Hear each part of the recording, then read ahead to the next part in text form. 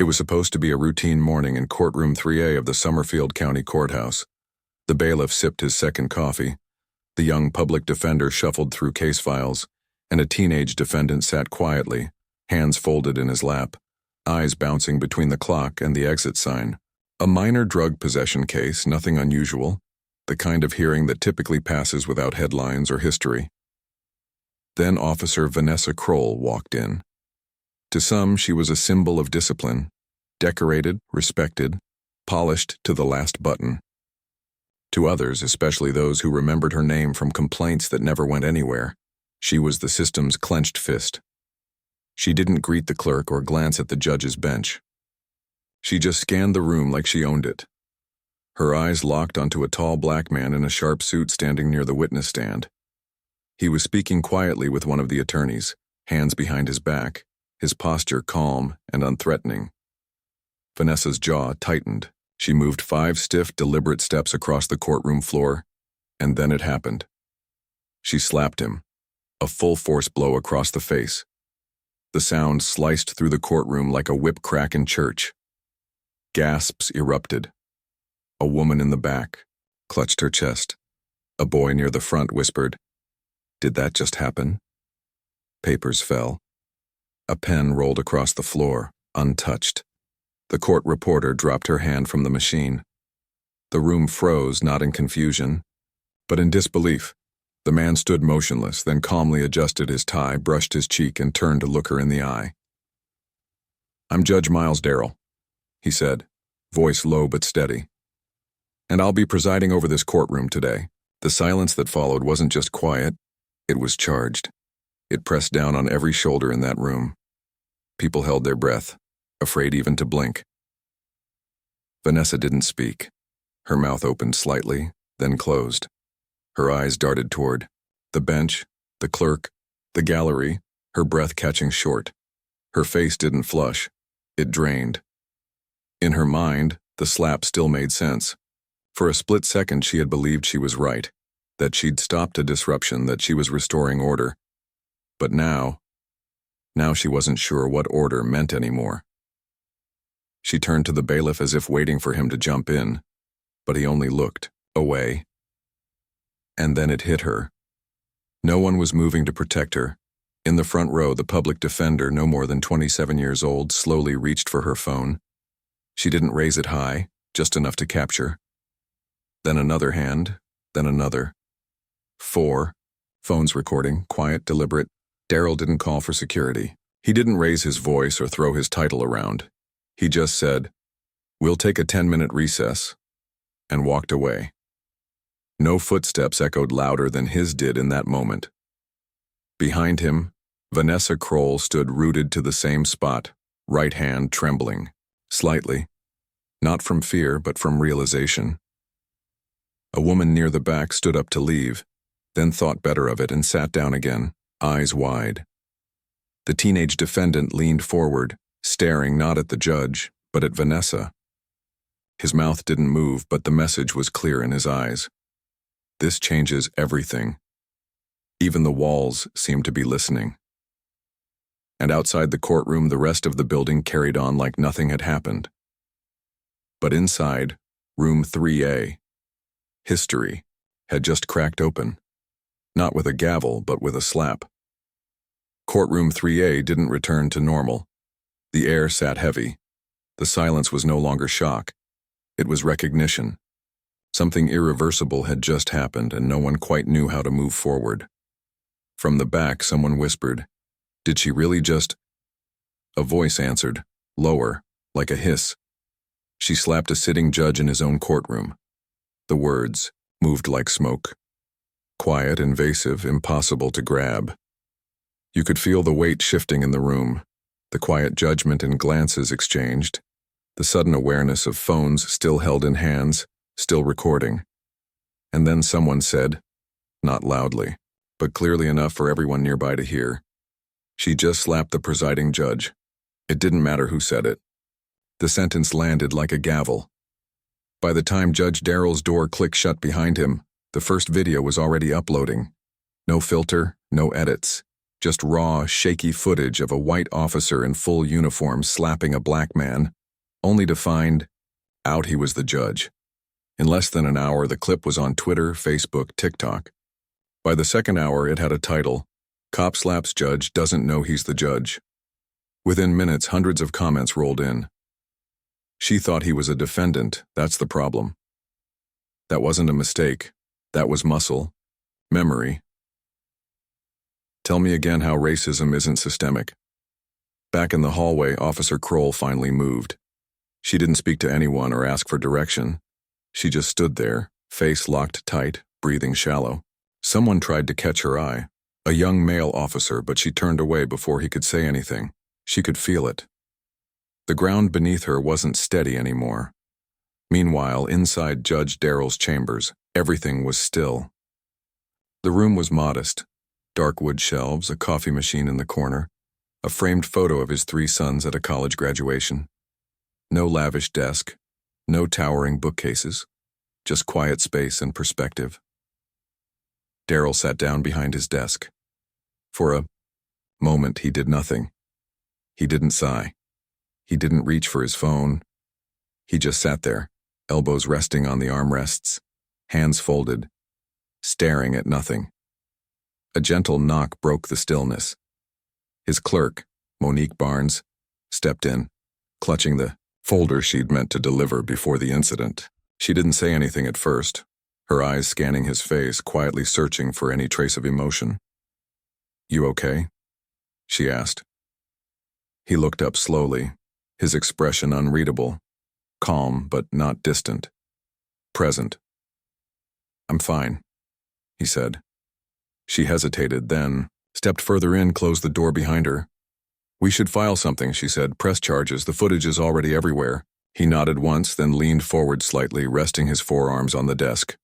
"We could," he replied. "But I want to see how the system handles it first." Monique blinked. "You mean the department?" He nodded again. "The whole system." She stared at him, brows tightening. "You're just going to wait?" He didn't flinch. "I want to know if it still refuses to hold itself accountable, if it'll act only because it's watched, or if it still expects silence to clean up the mess." Monique folded her arms, shifting her. "Wait. That's a gamble." "I know." They both sat in silence for a moment. Then Monique placed the folder gently on his desk. "For what it's worth," she said, "you handled it better than I ever could have." Darrell offered a small, tired smile. "You don't work this long in public defense without learning how to hold your breath." Outside, the courthouse had become a pressure cooker. The press hadn't arrived yet, but whispers had. Clerks were texting friends. Interns were updating group chats. A court stenographer called her cousin in media. Inside the courtroom, the public defender had already emailed the video to 3 advocacy groups, and Officer Kroll, she stood alone near the stairwell, back straight, arms stiff. The uniform that had once granted her automatic authority now felt heavy, like it didn't fit the moment, like it didn't belong to someone who had just publicly crossed a line no badge could excuse. Her jaw clenched as she pulled out her phone. 5 missed calls, 2 from the precinct, 1 from her union rep, 1 from her sister, and 1 from an unknown number. She didn't dare return any of them. She stared at the screen, thumb hovering, but didn't call anyone back. The truth hadn't hit her yet, not fully, but her body knew before her brain did. She'd made a mistake the badge couldn't shield, and everyone had seen it. Before today, Vanessa Kroll was someone the department proudly held up as a model of tough policing. She graduated from the academy at 22, barely old enough to rent a car, yet already marked for fast tracking. Tall, intense, no nonsense, the kind of recruit who didn't blink at late-night patrols in high-risk neighborhoods. She spoke little but acted fast. That got attention. Within a year, she was promoted to narcotics detail. 2 years later, she joined a tactical unit focused on gang suppression. By 26, Vanessa Kroll was on posters, literally. She'd been featured in a Women in Law Enforcement campaign, her photo front and center, uniform crisp, sunglasses on, arms crossed beside a cruiser. The public saw a rising star. But those inside the department saw something else. She wasn't just fast-moving. She was untouchable. Complaints came in early. A black teenager claimed Kroll slammed him onto a squad car hood for talking back during a traffic stop. The boy had no record. His mother filed a complaint with Internal Affairs. The report disappeared within the week. Then came the grocery store incident. A Latina woman with 2 children pulled out of her minivan, accused of shoplifting, despite no cause. A search found nothing. The woman sobbed. Kroll shrugged. No body cam footage was ever recovered. She was aggressive, one dispatcher recalled later, but they said she got results. Eli McLean remembers it differently. He was 29 still. Knew when he first rode alongside Kroll in Patrol District 2. She moved like she had something to prove, Eli said years later. But it wasn't about justice. It was about control. He recalled a moment that stayed with him. A night call near the city train yards. A black male officer, new to their team, had spoken out during a group huddle, questioning Kroll's aggressive frisk of a teenager who had only been standing outside a gas station. Vanessa didn't respond in the meeting, but later that night she found him in the hallway and shoved him, hard against a locker. Eli saw it from around the corner. The officer didn't push back, he just lowered his eyes and walked away. I should have said something, Eli whispered to Internal Affairs when he was finally interviewed years later. But you don't speak against the system if you want to stay in it. At the time, he told himself it was just an isolated incident. It wasn't. The records, those that hadn't been scrubbed, painted a pattern. Between 2012 and 2019, Vanessa Kroll was the subject of 16 civilian complaints. Excessive force, racial bias, search without consent. Only one of those complaints made it past intake. None resulted in discipline. Why? Her name carried weight with leadership. She was the go-to for high-pressure operations. The Hammer, some called her. And most importantly, she had the support of Chief Alan Forrest. In a speech at the precinct holiday banquet in 2020, he'd praised her openly. Some officers hesitate when things get messy. Not Vanessa. She knows how to get the job done, even when it means doing the hard and unpopular thing. That's what separates the real leaders from the rest. Behind closed doors, the meaning was even clearer. She played ball. She didn't ask questions. She didn't talk to reporters. And she made sure no one else did either. There were rumors, she kept files. Things she overheard, things she saw. She hinted as much at precinct barbecues. You think I don't know where the bodies are buried? She once joked, beer in hand. Half this place only sleeps at night because I've got dirt on the other half. People laughed, but no one laughed too loudly. What the public didn't see, what the system protected, wasn't just her brutality. It was her confidence and impunity. She wasn't afraid of Internal Affairs. She invited investigations because they never went anywhere. She wasn't the glitch in the system. She was the product of it. Even Eli, now retired, couldn't quite say whether she was evil or just shaped that way. She came into a broken department, he said quietly years later, and instead of trying to fix it, she figured out how to ride it to the top. When asked why he didn't come forward sooner, Eli just looked down. I did try once, he admitted. Filed a soft complaint anonymously about a use of force incident she was involved in. Next week, I was reassigned to desk duty. They said it was temporary. It lasted 9 months. So he kept his head down, like everyone else. Now, as the viral video of the slap exploded across news feeds, Eli watched from his kitchen table, mouth slightly open, spoon hanging in midair over a bowl of oatmeal. His wife came in and froze at the image on screen. That's her, Eli said, voice hollow. She finally went too far, his wife whispered. He nodded slowly. And this time, everyone saw.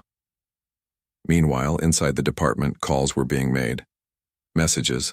Left emails marked urgent, but for once there was no script to follow. The usual talking points, ongoing investigation, context pending, felt flimsy because this time there was no ambiguity. This time the evidence didn't need interpretation, it just needed replaying. The house was quiet when Judge Miles Darrell walked in that evening. No lights on, just the warm amber glow from the lamp by the front window. Nan had left it that way. She always did when he worked late. He slipped off his shoes, set down his briefcase, and moved to his usual spot at the end of the couch. For a long moment, he just sat there. No TV, no music, just silence. Then, slowly, he reached for the remote, opened his phone, and played the video. It wasn't the first time he'd seen it, but this time he watched not as a judge, not even as the man who had been slapped, but as someone trying to understand what that moment had truly become. There it was, the courtroom, the slap, her hand, his cheek, the way the air changed in the room. He didn't flinch in the video, but now, watching it back, he let out a long breath he hadn't known he'd been holding all day. The power in that moment hadn't come from the action. It had come from his stillness. His eyes drifted from the screen. For a second, he wasn't in his living room anymore. He was 28 again, fresh out of law school, standing in a precinct hallway with a file in hand, explaining politely that his client hadn't been read his rights. The white officer across from him had looked him up and down and said, "You talk awful. Smart for a street boy." Darrell had smiled, not because he was okay with it, but because he'd already learned before the bar exam, before the courtroom, that survival sometimes looks like silence. That moment had followed him. So did others. The senior partner who once told him his tie was too loud for court. The judge who called him young man long after he earned the title counsel. The juror who refused to look him in the eye. He'd fought battles no one else fought them not with rage but with restraint, because he believed in something bigger than being right. He believed in being effective. Behind him, soft footsteps. Nan entered the room, wearing her robe and holding 2 mugs of tea. She didn't ask about his day. She just sat beside him, handed him one, and watched the screen. After a minute, she said quietly, "You should have let them escort her out in cuffs." Darrell didn't answer right away. Instead, he set his mug down and clasped his hands. "She was wrong," Nan said. Blatantly, on camera. That should have been enough for immediate arrest. He nodded slowly. "I know." She turned to face him. "So why didn't you?" He looked at her, eyes calm, worn, but clear. "Because I didn't want to become the story," he said. "I didn't want her violence to push me into a performance. I'm not here to punish her. I'm here to watch how they respond when the system sees itself." Nan leaned back, cradling the mug. "You're not angry." "Oh, I'm angry," he said softly. "But I'm not here to act like a victim so they can feel better punishing someone who looks like a rogue instead of fixing the system that built her." He paused, then added, "She didn't act that way out of impulse. She acted because somewhere along the way she was taught that a black man in a suit still couldn't be the judge." Silence. The kind that doesn't ask to be filled. Nan reached over, rested her hand on his. "You always carry it better than I do," she said. "I don't carry it," he replied. "I just refuse to set it down in front of people who wouldn't understand the weight." They sat like that for a while. The video ended, looping back to the start. He didn't press play again. Outside, the world was still on fire. Commentators, headlines, social media outrage. The story had gone national. But inside that room, the real story was this. A man who had every right to rage chose stillness because he understood that power wasn't in volume. It was in control. Tomorrow, the news would continue.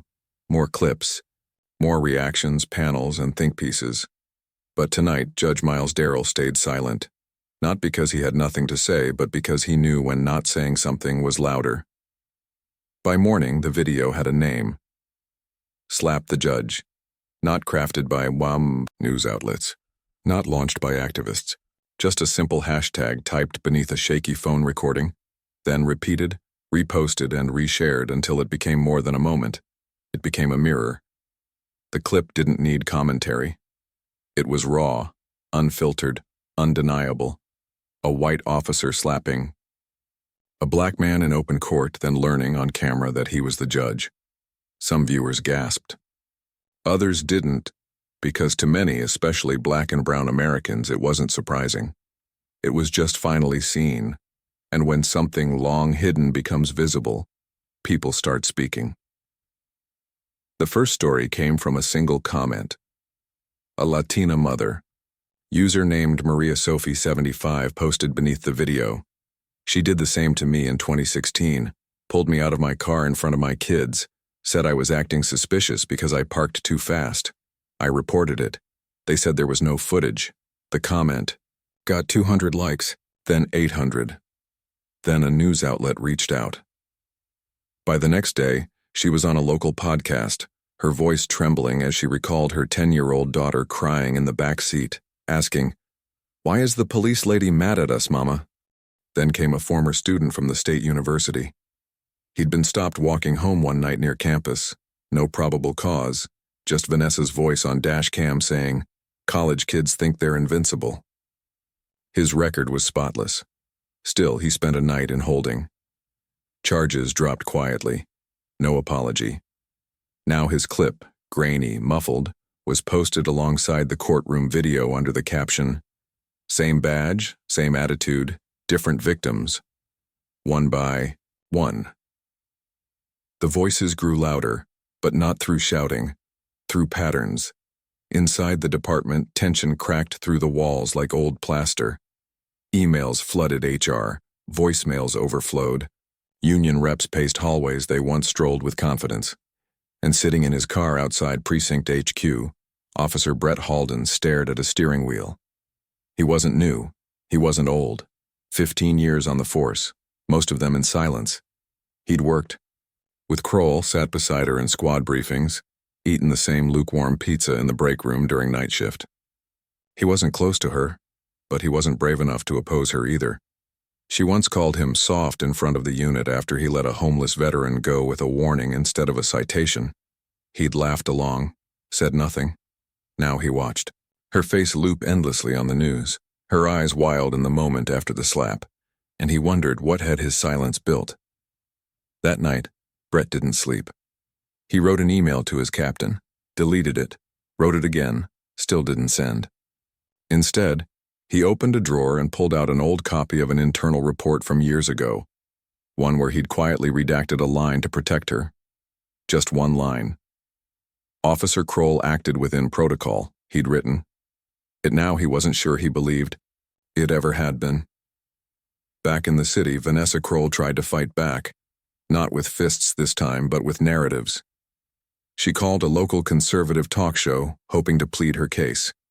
The host, once friendly, even flirtatious, sounded distant. Her voice shook as she spoke live on air. That man looked like he didn't belong by the bench. He wasn't introduced, he made a sudden movement, but by then everyone had seen the video. No sudden movement, no threat. Just her assumption, her reach, her slap. Even her defenders were growing quiet. The talk show cut to commercial early. Later that night, the host tweeted, "We'll wait for more facts before forming an opinion," which in politics was just a polite way of saying, "You're on your own now." At home, Vanessa sat in silence. No uniform, no badge, just sweatpants and silence. The blinds were drawn. A news van idled across the street. She tried calling her old supervisor. He didn't answer. She texted her union rep. Read. No reply. Even. Her precinct group chat had gone dark. And in that stillness, she remembered something she hadn't thought about in years. A girl, 17, quiet, picked up on suspicion of shoplifting at a mall. The girl had cried. Vanessa had laughed, called it a scare tactic. No one had questioned it. Now she wondered if that girl remembered, if she'd seen the video, if she too had shared her story. The silence she had once weaponized was now closing. It didn't roar. It whispered, "We see you now." The hearing wasn't held behind closed doors. It wasn't tucked away in a municipal office or buried in bureaucratic delay.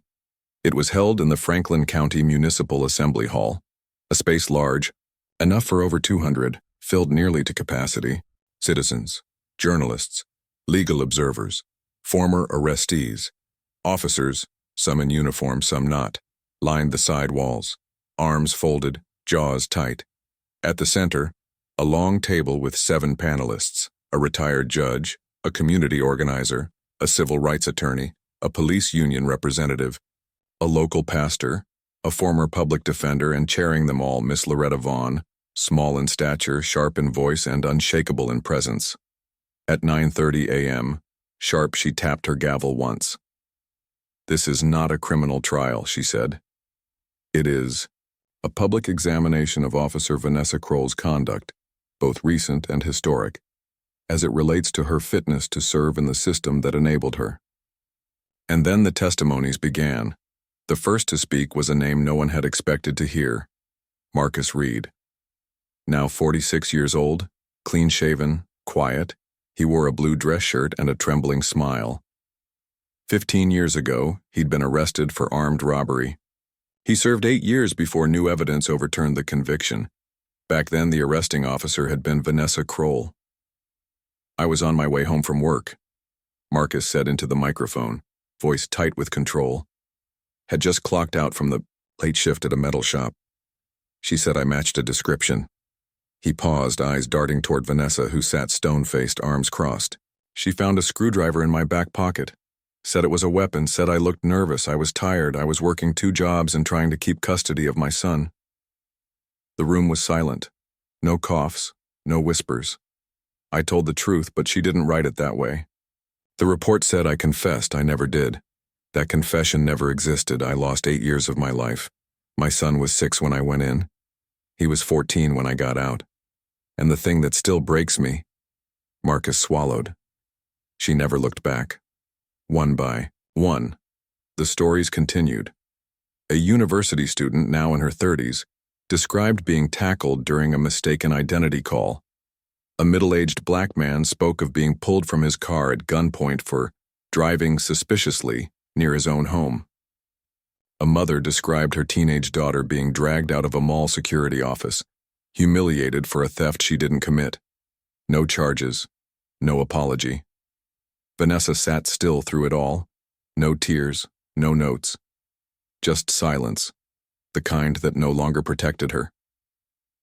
Then the chairwoman looked up. "We've had several scheduled testimonies," she said, "but one name has just been added." She tapped her pen. "Judge Miles Darrell." There was a quiet gasp in the room, not surprise, but gravity. Darrell walked down the aisle slowly. No papers. No prepared remarks. He didn't take the podium. He simply stood beside the table, folded his hands, and looked out. "I'm not here to destroy anyone," he began. "That's not why I took this bench. That's not why I stay." His voice was even, grounded, a presence more than a performance. "I'm here because I believe the truth matters. Because power without accountability becomes violence and silence becomes complicity." He looked toward Vanessa. "I wasn't hurt by the slap, not physically. What hurt was the fact that she didn't see me as someone who could possibly belong behind that bench. And what hurts more is knowing this wasn't the first time her judgment acted faster than her facts." He turned back to the room. "But I didn't come here for vengeance. I came to remind us what justice is supposed to feel like, and what it should never feel like again." A pause. Justice is not fear. It's not punishment. It's not dominance. It's truth. It's dignity. It's the restraint we show because we can, not the force we use because we want to. No applause, just stillness. And in that stillness, Vanessa's face broke, just for a moment. Her jaw clenched tighter, her fingers flexed. The first crack, not of the system, but of self-awareness. After a brief recess, the panel returned. The recommendation was unanimous: immediate and permanent removal from the force. Her badge revoked, her pension under review. No criminal charges, not yet. But the room didn't erupt. No one cheered. Because this wasn't victory. It was reckoning. And reckoning rarely feels like celebration. That night, headlines exploded. But in homes across the county, it wasn't the punishment that people remembered. It was Judge Darrell's words, his stillness, his warning. And for the first time in years, The courtroom that had buried so many truths had become a place where they finally rose again. The words came simply, without drama.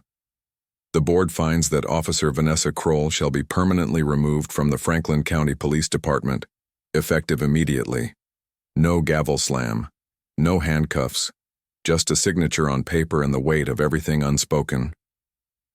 Vanessa didn't protest. She didn't blink. She just stood, nodded once, and walked out of the assembly hall as if she were leaving a dentist's appointment. Not a career, not a legacy. At precinct headquarters, the air was different. No one made eye contact as she walked through the side entrance. She didn't take the front door, not today, not with reporters camped out on the sidewalk and officers pretending not to see them. She moved like muscle memory, up the side stairs, past the vending machines, down the long hallway lined with plaques and commendations. Her photo still hung on the wall of service for now. Inside her locker, the contents were sparse. A half-used bottle of aspirin, a pair of scuffed boots, a folded photo of her K-9 unit from years ago. Before the commendations, before the investigations, before the silence had teeth, she placed everything into a cardboard box. No badge. That had already been turned in. Her uniform stayed on the hanger. She didn't wear it home. She wore jeans, an old gray hoodie, and a look of someone who'd aged 5 years in 5 days. As she walked out, no one said goodbye. Not Officer Blake, who used to save her a seat at morning briefings. Not Lieutenant Monroe, who once said she was the sharp edge the department needed. Not even her deskmate, who sat stiffly, eyes locked on his screen, pretending she wasn't there. The same woman they once called the Hammer, now just a ghost, moving through a space that had already let go of her. Outside, no cameras caught her exit. She slipped into a borrowed car, her own had been keyed the night before, and pulled away in silence. No farewell party, no send-off speech, just a name being erased.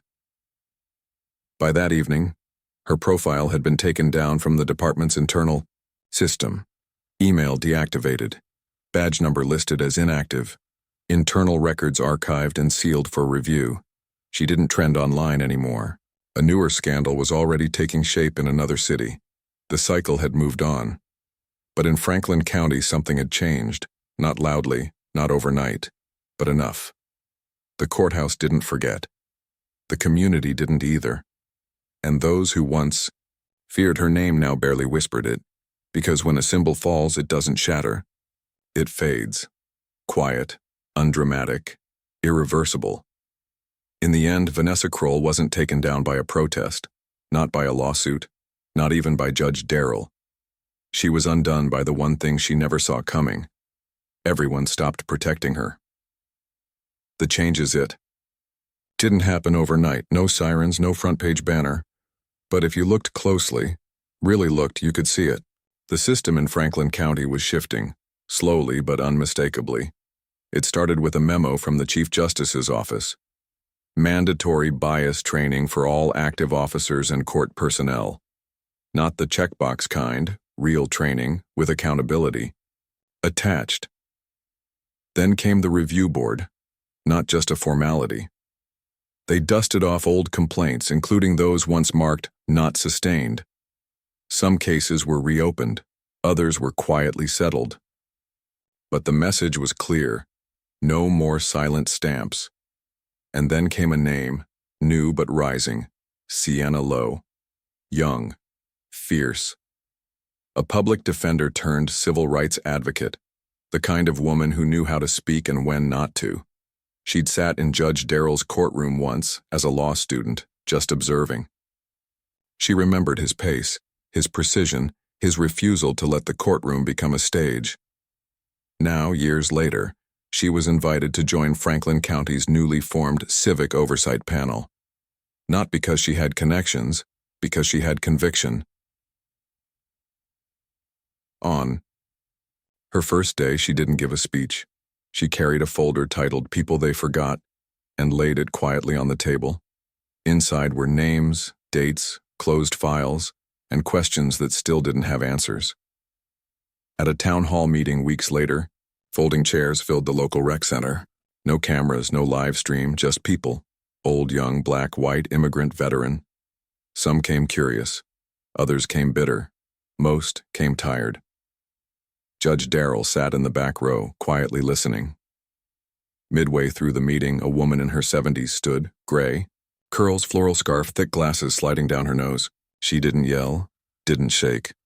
"I'm not here for an apology," she said. "I'm here for a policy." The room fell still. I raised 3 boys in this county.